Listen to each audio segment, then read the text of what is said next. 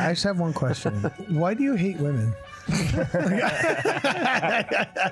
What in the freak are in the freaking scientific data has anything to support that this feminist sexual revolution of putting yourself at the center of the world has made you all better off? It hasn't. How do you reverse the tide of this toxic feminism? Here's just a straight up lie. If you think something is going to fulfill you more in life than family relationships, you're just wrong. Hey guys, we're going to press pause just for 1 second to thank a sponsor, none other than scripturenotes.com, the coolest way to read your guys' scriptures online. If you guys want to receive a small discount on Scripture Notes, you can actually use the code WARDRADIO and you'll get a 14-day free trial to Scripture Notes. Totally worth it, totally awesome. I use it in every episode. Now, back to the episode. Welcome, ladies and gentlemen, back to Ward Radio. I'm your host, Cardon Ellis. I'm joined today in the studio by Jacob Hansen, Cade Alvey, and Baylor Johnson from All Those in Favor, and none other than Hayden Carroll himself, live and in person. And today we're talking about the great replacement theory, ... of men. Jacob, this is your episode. Take it away, my man. All right. So everybody knows me and my bro, Trent Horn. Although Trent and I had a debate, I actually really like Trent, and he puts out some really great content. And so I wanted to share a piece of content that he recently put out that I think is really brilliant and kind of sums up a lot of things that are going on with women. Right now, we should all be aware, in my estimation anyway, well, first of all, just the fact. The fact is that more women are leaving religion currently, including our own, than at almost any time in our history. And that's weird. Like, it's not uncommon to have where men will leave, but to have large groups of women leave, that's a weird anomaly. And I genuinely think the biggest threat in the church right now, the way kind of social trends are going, is to our women. And I think Trent Horn hits on what some of this is as he looks at a broader sort of Christian context as to what's going on in society generally.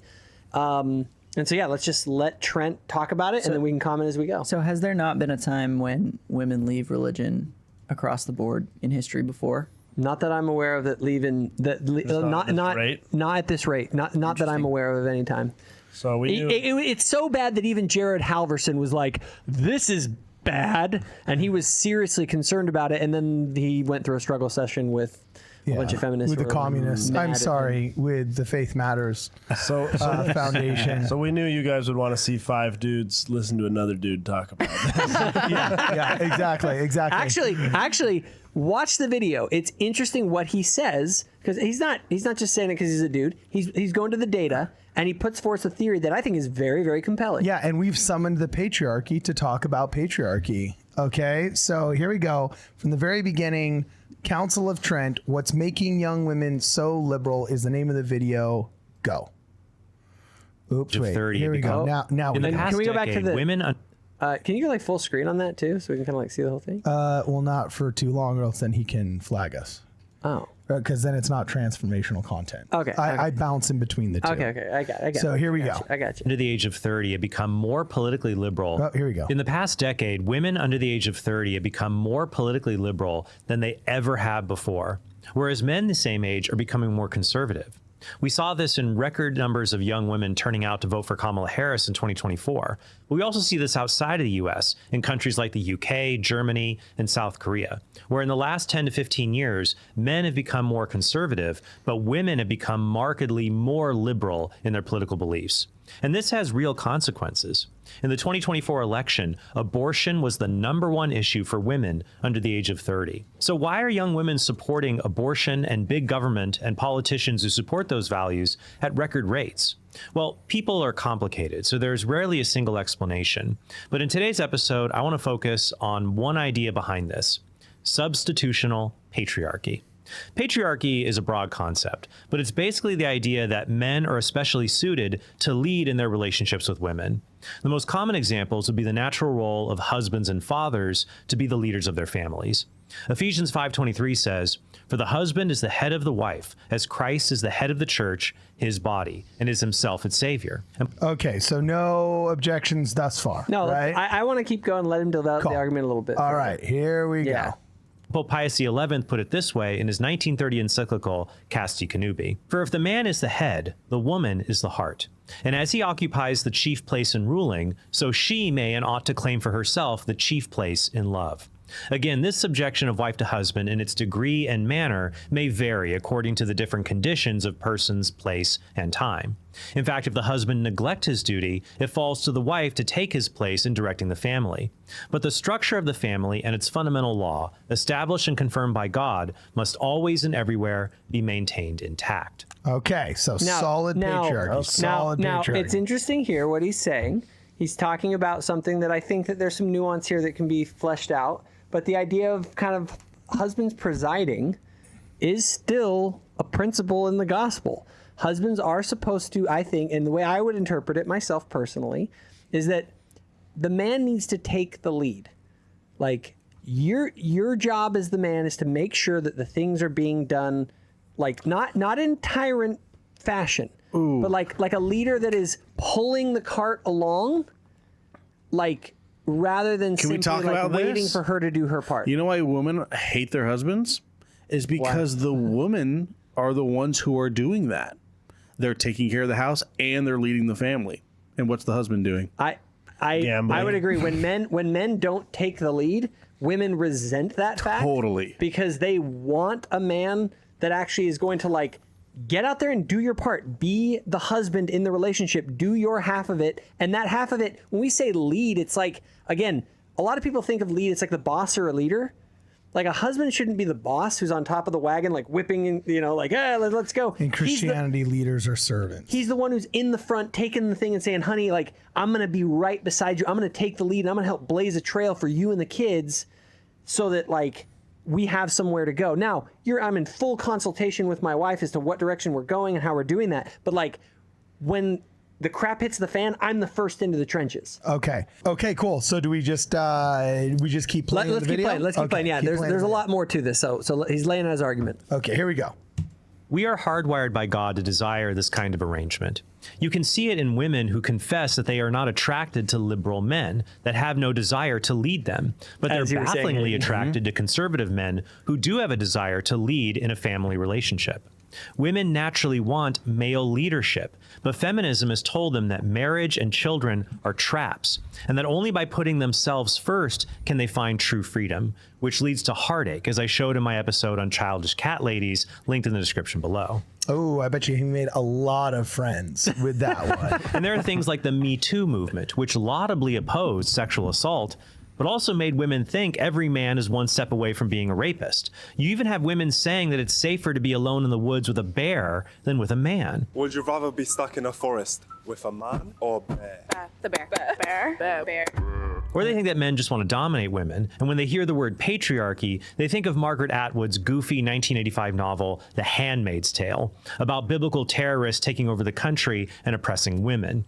In the novel and TV adaptation, the men in this story force women to wear red dresses and white bonnets, don't allow them to have their own names, and rape the women in weird ceremonies so that they can give birth to children who will be raised by the infertile wives of these rapists. It's a feminist fever dream, but if you're a conservative, then according to them, you basically want The Handmaid's Tale in real life. You see this in women who wear the handmaid's red dress to protest Donald Trump, Mike Pence, and even Amy Coney Barrett, because she once belonged to a charismatic Christian group called People of Praise, and some of their female leaders were called handmaids. If you read about People of Praise, you will see that, for example, the highest office a woman can hold in a People of Praise community is now called woman leader. It used to be called handmaid. I'm not exaggerating.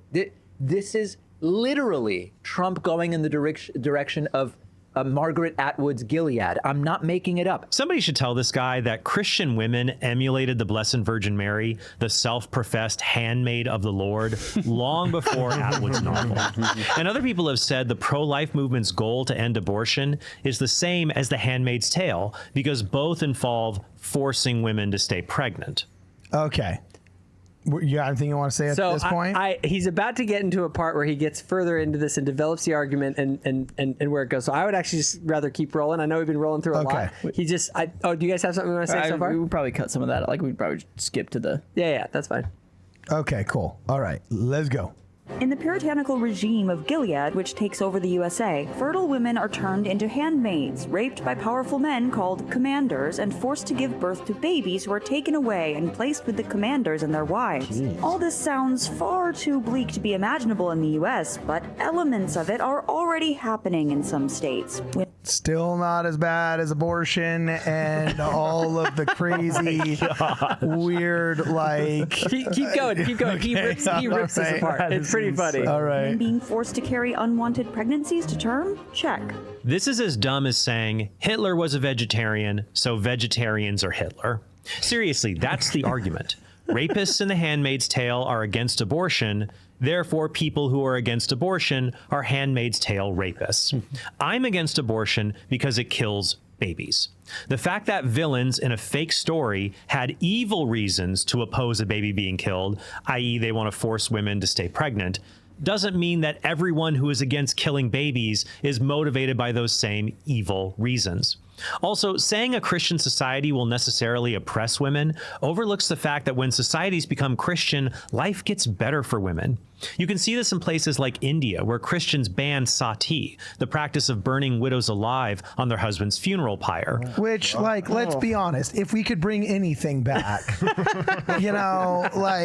there should be a hierarchy.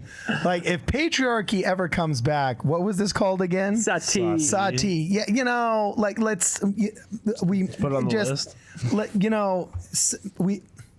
Maybe we approached it like it's like communism, just hasn't been done right yet. You know what I'm saying? So, but you see his point here. Okay, there's this idea that women now are being liberated from like the chains of Christianity, but Christian societies historically have always elevated women and have actually been the things that have put the end to all sorts of oppressive things towards women. But continue. He continues. Well, there's a lot of parts of the world that our church is viewed as very progressive.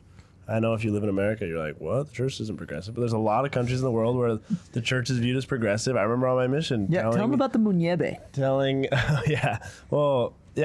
women to give talk in church. Like if a sister had just been baptized and being like, hey, you've been a member for a few months, the bishop wants to give you a talk. And they're just like, whoa, sorry, the bishop wants you to give a talk. And they were like, what are you talking about? No, I'm a woman. I don't speak in church. And we're like, no, you do. And you have the narrative out there is like, oh my gosh, the Mormon church is so liberal. They have the women speaking in church.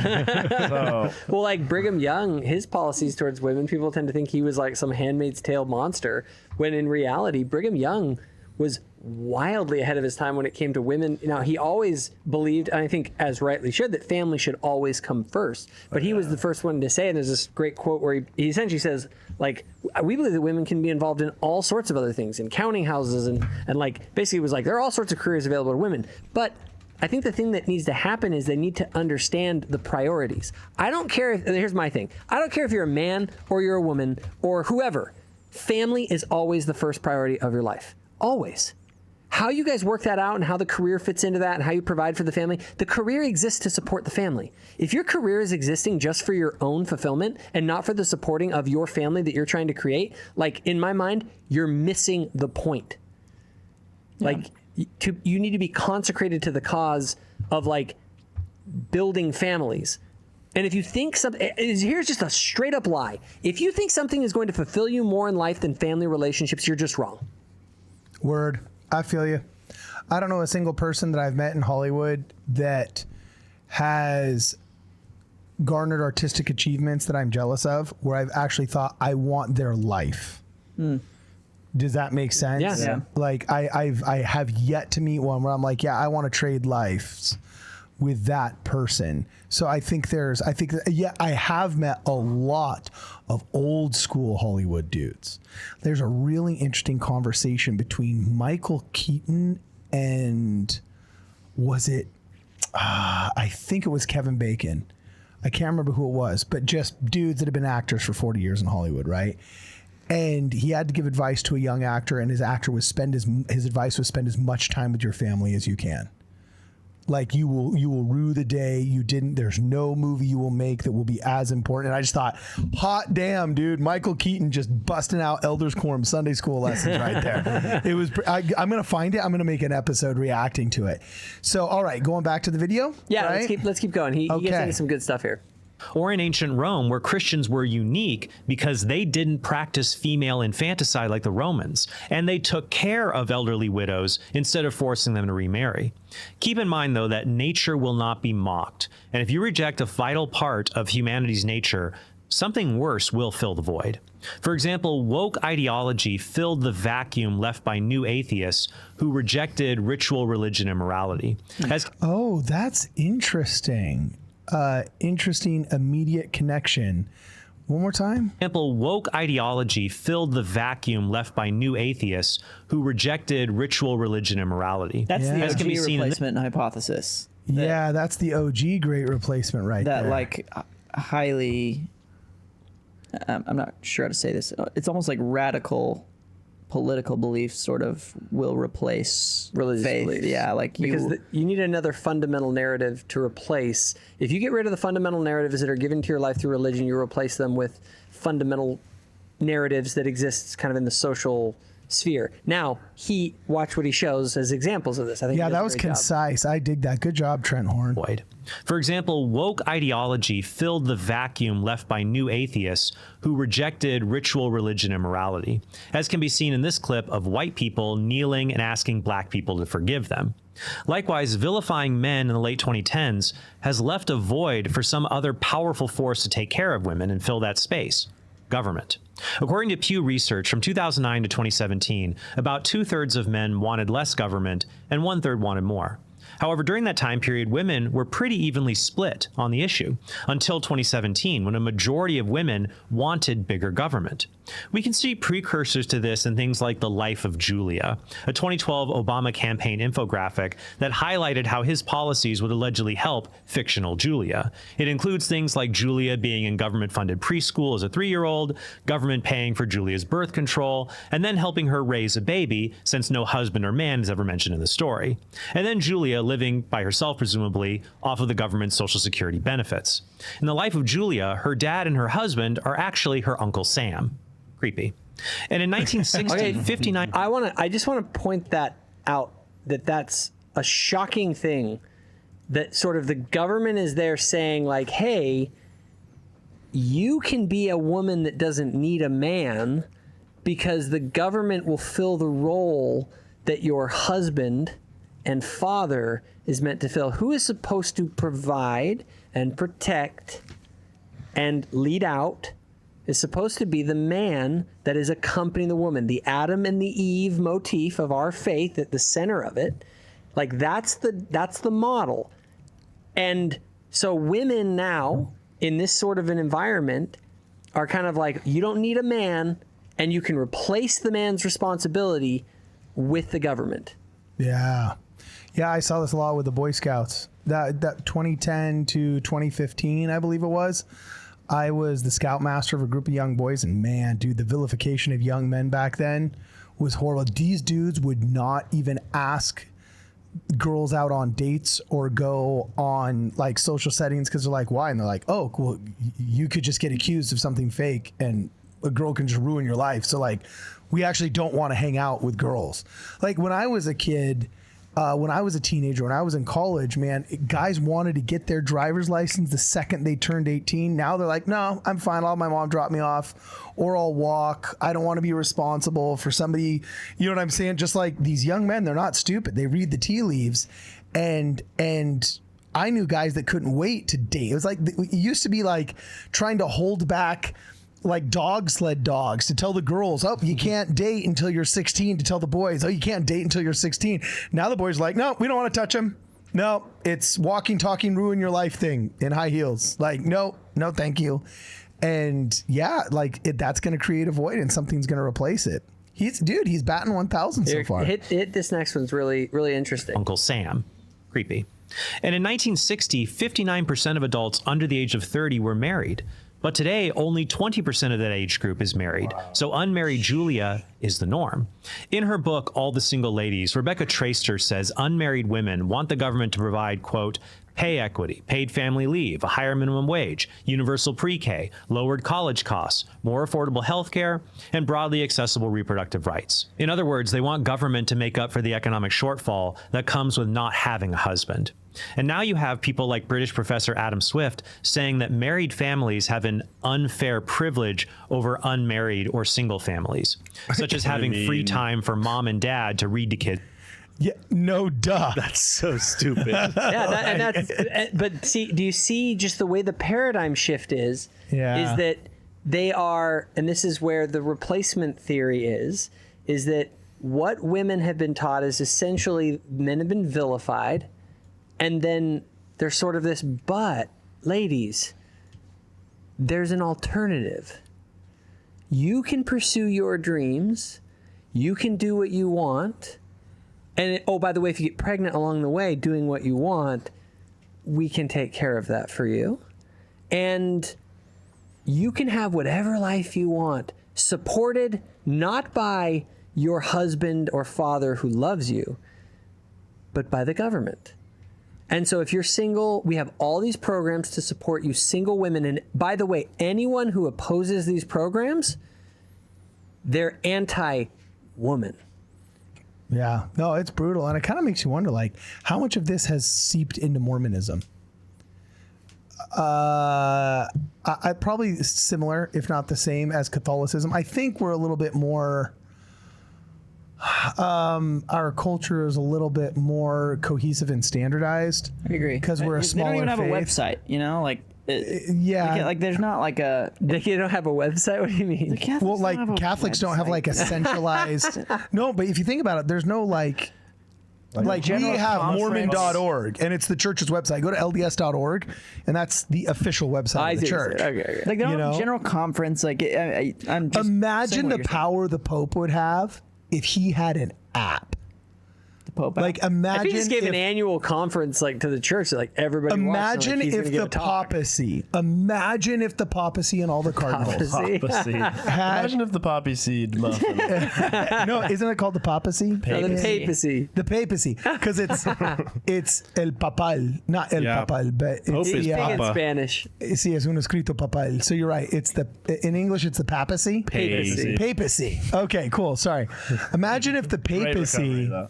Yeah, imagine if the papacy actually had an app and like a centralized media dissemination platform. That would be the most powerful thing on the planet, man. Okay, here we go. Professor Adam Swift saying that married families have an unfair privilege over unmarried or single families, such as having free time for mom and dad to read to kids before bed. He writes, I don't think parents reading their children bedtime stories should constantly have in their minds the way that they are unfairly disadvantaging other people's children. Oh, gosh. But I think they should have that thought occasionally.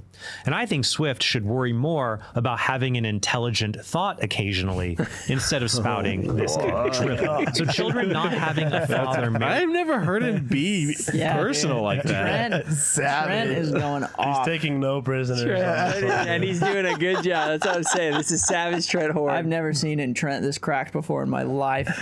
Okay, here we go. To their mother is unfair. I agree with that. It's one of the reasons fornication is gravely evil. Children have a right to come into existence through the marital act, not sex pretending to be the marital act. But the liberal answer to the problem is not marriage, it's murder. Just remove the possibility a child will be born out of wedlock entirely by preventing him from even being born. That's why abortion was the #1 issue for women under the age of 30 in the past election, which isn't surprising because these women are usually unmarried. 87% of abortions are obtained by unmarried women. Abortion upholds substitutional patriarchy because, unlike fathers who actually love their children, government only supports people when it's expedient for bureaucrats. Just as the government will push assisted suicide if it can get away with not paying for end-of-life care, as I detail in my episode on assisted suicide pods, government will push abortion if it can get away with not paying for beginning-of-life care. A 2024 study even showed that married women are the least likely to vote Democrat at 45%, whereas 72% of never married women vote Democrat. Okay, I actually think that is a shocking statistic. Yeah. Okay? Because what it says, it validates incredibly sharply what he's saying. When a woman doesn't have the partnership with a man, she marries the government because the government becomes the thing that helps take care of her and her potential children or her potential need to remove a child from her life. These are the rough, straight statistics. And so what is the alternative here? What is the alternative for women? The reality is the scriptures teach a very powerful lesson. Is it good for a man to be alone? Is it good for a woman to be alone? No, it's not. Women and men are meant to be together in marriages. And when people take those marriages, delay them, and put at the center, and this is what I think is the hard truth that nobody wants to say. Now, there are the Latter-day Saint women who take upon them, like, and take things seriously and consecrate themselves. They're some of the most selfless people you will ever meet, like, in your life. Okay, I'm not talking about those women. Okay, those women are wildly selfless.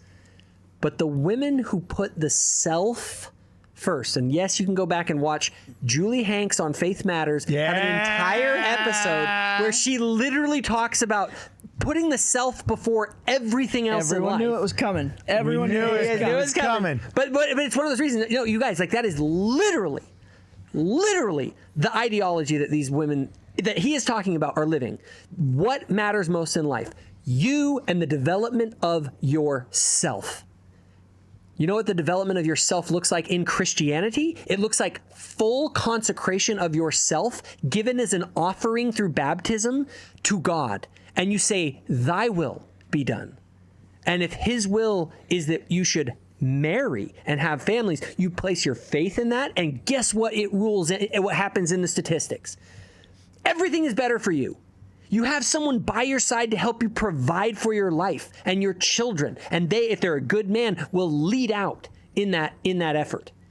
You'll be provided for, protected, and you together will form a family. The thing that is the most important and beautiful and godlike thing that you can do in this world. And when you have those beautiful children, everything will change and you will be more fulfilled and happy as you make those sacrifices, as shown in the happiness data. Latter-day Saint women in the social studies data, in the literature, are happier than these secular cat ladies.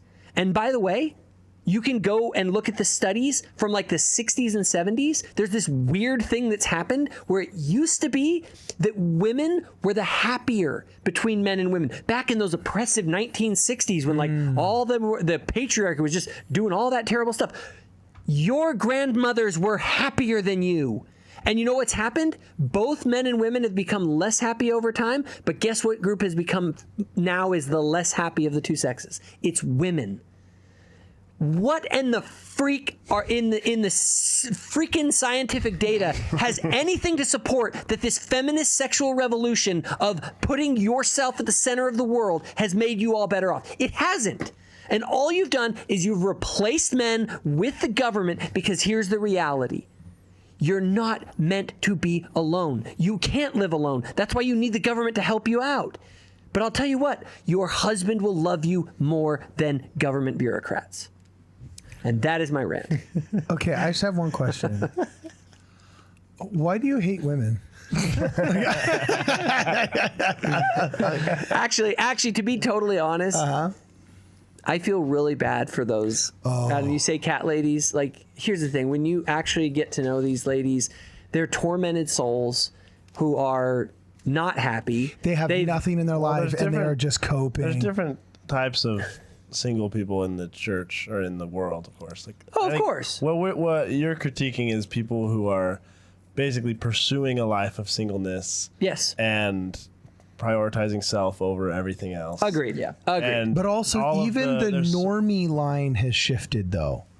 Like, we used to say, yeah, these are the fringes, but I would actually say the data shows that now the average woman is kind of normie feminist. Well, I'm just saying there's a lot of women out there that might identify as a cat lady, but they're not a self. They're not trying to be. 100%. You know what I mean? Hold on. Let me just make a quick caveat. I got you. Just like I'm saying, if you're one of those women saying, "Oh, women need to be more selfless," let me tell you, I'm not talking about you ladies that are already selfless. I know some ladies that are like giving themselves to it, and you women who want to be married and are pursuing that, and for one reason or another haven't found the right guy, like, God bless you, sister. Like, I'm not talking about you. I'm talking about women who are intentionally seeking something that have their priorities wrong. If your priority is not marriage and family, if you have something else in your life that is of higher value than your family,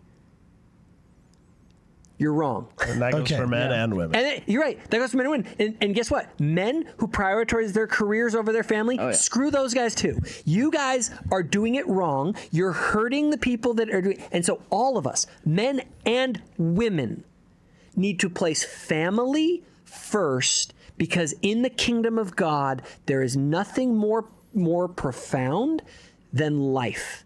Okay. I do have one question, though. Why do you hate women? Yeah. Why do you hate women? Part 2. This does beg a question, though. And we only got like 5 minutes left here. So you got 3 minutes for this question. I don't know if you can 3 minutes. But What are the odds? Very difficult. Let me go on. I've wondered, like, what's the fix? Like, the next video that's getting offered up, and I'm sure the algorithm has something to do with it, but it's Tim Pool talking with his buddies about how Americans have stopped dating and won't start families.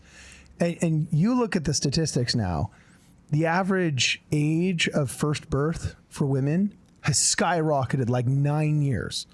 It's gone from being like 23 to 32. The average age of first home ownership has gone from being like 27 to like 42. It's just... It's all just gotten so bad, and we all kind of know and have intuited, and sure, Trent Horn did a good job of saying why and kind of articulated the problem a little bit better, but like, what's the fix? And I want practicalities here, not just like, oh, the gospel of Jesus Christ, because we all know, like, how do you reverse the tide of this toxic feminism? I get in trouble so hard because I say I think the single most destructive ideology in American culture ever has been feminism. I agree. And it's like, how, and I'm somebody that's willing to risk saying bold statements like that publicly, but even just saying obvious statements like that are scientifically accurate and can be proven with statistics, you just get absolutely lambasted. Like, what's the fix? I have an option. And you guys might call me betas for this, but I don't care. The answer is romance. I think the men have dropped the ball, and we've made it a little bit easier to forget. You use the wrong, no, but you text the wrong thing to a woman, and she blasts, screenshots it and blasts you, bro. You haven't been in these streets, dude. You've been married for 2 years, dude. It's a grind out here. No, not right. Not in the first messages. No. I can see what you're saying, but I would put it. It's funny. Your questions are really good one, Cardon, and I would agree. I actually struggle, but there are a couple of things that I think need to happen. Number one is men need to just lead out. You said once, if men will go, women will follow. Statistically, that's proven true. Yeah. And frankly, I think that's actually pretty true. Well, what do you do? Okay, because here's what happens. Those women that more and more, we need to highlight the fact, and it needs to become, and I think it's starting to become more obvious, that these women that are pursuing that lifestyle, that the fruits of it don't bear out. And then people will start to say, is there an alternative to this sort of like boss babe lifestyle that actually ends up where you're like filling out spreadsheets in some crappy cubicle somewhere? Hating yourself, gaining weight, tripling your Xanax dose just to make it through the day, and then quadrupling your coffee just to make it through the evening. And I think, I actually think people do understand this, and this will resonate with men and women. It's actually what I was just talking about. We need to emphasize culturally that nothing is more important than family. Because deep inside, men and women both know that. Can you point to anybody in our leadership that you feel is doing that right now? All the apostles. I think our church puts a pretty big emphasis on the family. What bothers me is more so than others. But can you think of like a barn burner general conference talk that is as good as, I don't know, Harold B. Lee in the 70s saying no success outside of the home can compensate for failure inside of the home? Because I kind of feel like they quote that pretty often. Actually, they repeat that. Here's what I would say though. I would say that the again, not so much at the top, come down a little bit, and what I see is, I would say one of the mistakes it's making, we've talked about this before, is the therapizing of our religion, to make it all about the self. Yeah. When it needs to be all about the family, and this constant need to sort of, and it's a tough thing, because like Baylor, you brought up, like, what about the people that kind of don't fit that mold, but they are single, and they think like, are you talking about me? Like, and it's like, no, but at the same time, if we constantly are looking to minister to the quote unquote marginalized exceptions, what about the people in the middle that need the freaking message? No, I get that. We shouldn't therapize the gospel. I understand that, but I want to finish the thought of where men go, women will follow. That's just statistically proven. But I don't feel like we have a church that empowers men right now. We've eliminated the Boy Scouts. We've truncated most of the programs. You're not allowed to even. Well, I would say the push towards priesthood meeting. The push towards sort of men. We need like less male visibility on the stand, and we need more like we need to kind of elevate women all over the place and kind of create this structure that sort of says men aren't unique and important in some way. I think the gospel. I think the reason that the men hold the priesthood in the church is because it's to remind us, like, your job is to lead out. Like, you're the man. Okay, well, no, but here's my question. Can you point to a program we have that actually does point that out to men actively right now? Because I feel like all Priesthood of us... Keys. It's a pretty good program.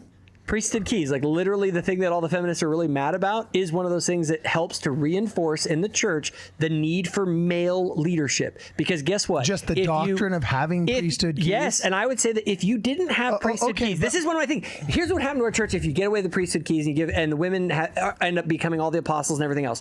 Is it what will happen is women will take over and do everything. And the men will fall into the back burner. And you see that in the home. Yes, I get that, but priesthood keys are only transferred maybe 3 times or twice in a young man's life. When he receives the Aaronic priesthood, when he gets a certain type of calling, or when he receives the Melchizedek priesthood and becomes a missionary, right?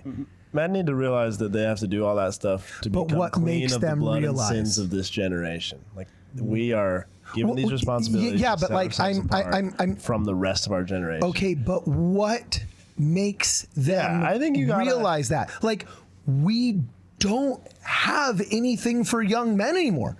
Like, we didn't have until February. I don't know. Have you seen the young men's Instagram page? Have you seen it? There's some it's bangers? really good. No, it looks exactly like the young women's. I've done this in other episodes. I will say, Cardon, there's a cultural critique here that is absolutely true. Anytime we try and elevate men, there's a group of sort of feminist voices in the church that are like, but what about women? And you're trying to like put men above women. And it's kind of like they get mad anytime that something happens. Now, with that in mind, like, I get annoyed because like I do think women should like have their own like high adventure trip or something. Like, I'm totally fine with that. But it's I think the emphasis will naturally emerge when you have not. I think if you just emphasize family and say men and women, you both need to prioritize family. That is your goal and objective. That they will end up naturally, like me and my wife, we didn't have to sort of like have some really hard conversation about our roles in the family. Yeah. Like, once we knew our family was first, it was fairly easy for us to decide, okay, well, you do this, I'll do that. Yeah. And you work it out within the stewardship of your own family as a couple through mutual respect and figuring out, you know, I do this duty in the home and she does that duty, and we work it all out. And that is the way it's supposed to be. And innately in that sort of relationship, men and women work it out. And you respect that autonomy of the marriage and let them work it out the way they will. But I'll tell you, men and women statistically have natures, and men will tend to do certain things, and women will tend towards the care of the children overall, because just literally biologically, like, that's the way that we are. Are you guys familiar with like moral foundations theory? Yes, although I'm trying to remember what you did it. Basically, there's like Jonathan Haidt? Yeah. Mm-hmm. Oh, okay, yeah. And they'll do those tests where they'll send, you know, it's this idea that there's certain morals that drive our decision making, and they'll send out these tests where they'll ask a hard question, and they'll be like, oh, like, you know, if your dad like did something super rude, like are you obligated to like keep having him as part of your life, basically? And there's different morals that can be the foundations of people's decision making, and they split into two categories, like individualistic morals, right, versus like communal morals. Yeah. And Gen X, so boomers are like all into like communal morals. Yeah. Like, suck it up, take one for the team, whatever. Yeah. Gen X starts to make this big shift towards individualistic morals, and then millennials slam dunk it, and they are all in on individualistic. Well, because boomers didn't leave them anything to be part of the team. And I think where the self is the center. Exactly, and I think that's what this is. For well, when you can't women. afford a house because the boomers have taken all of the wealth All and right, skyrocketed. Cardon, That's not where this Who else are you comes supposed from. to serve? And as this is why I have beef with some millennials, is because of this introduction of like this self-prioritizing approach to life. But the hope is, and it's in the data, is that Gen Z and Gen Alpha are swinging the pendulum back. And that there's way more communal values being prioritized. And Gen Z is swinging the pendulum back, and millennials are swinging. Yeah. No, I here's the thing. I actually, with the younger generation, I think what's happening is that the fruits are bearing. I remember Kwaku once said this to me. He's like, the best thing that ever happened for like us is TikTok. And I was like, what? And he's like, yeah, because now you can actually see these people that are making these arguments, and you're like, you look miserable and weird. And so eventually the fruits of these lifestyle choices start to bear out. And I think that's what's causing sort of this reaction to woke, is because people are actually like, hey, this isn't actually making things better. This is making things suck. And so a lot of people are pulling back from it, or at least a significant portion, and they're starting to consider what are the alternatives to this sort of a worldview, and they're finding things like religion and sort of traditional values and communal, like community type stuff, because they start to realize that this self-centered approach isn't there. And I think if you want to see how to change it, I think we need to capitalize on that. I think we need to be the ones making videos like this, by the way, saying, hey, if you don't put family first in your life, you're not putting the right thing first, and you're putting something up that won't ultimately fulfill you. Hey, I have a quote from a really cool guy back in the day. He said, "For whosoever will save his life shall lose it, and whosoever will lose his life for my sake shall find it." Awesome. Does he have a PhD? Something like that. That's funny. All right. So you guys can check out the original video here if you would like to. It's from Jacob Hansen's boy here, none other than Trent Horn from Catholic Answers himself. The video is titled, "What's Making Young Women So Liberal?" on the YouTube channel, The Council of Trent. Let us know what you guys think in the comments below. Do you think Jacob gets it wrong or right? Do you think Trent gets it wrong or right? What do you think that fix is that we talked about earlier? For this and more, please check us out at wardradio.com.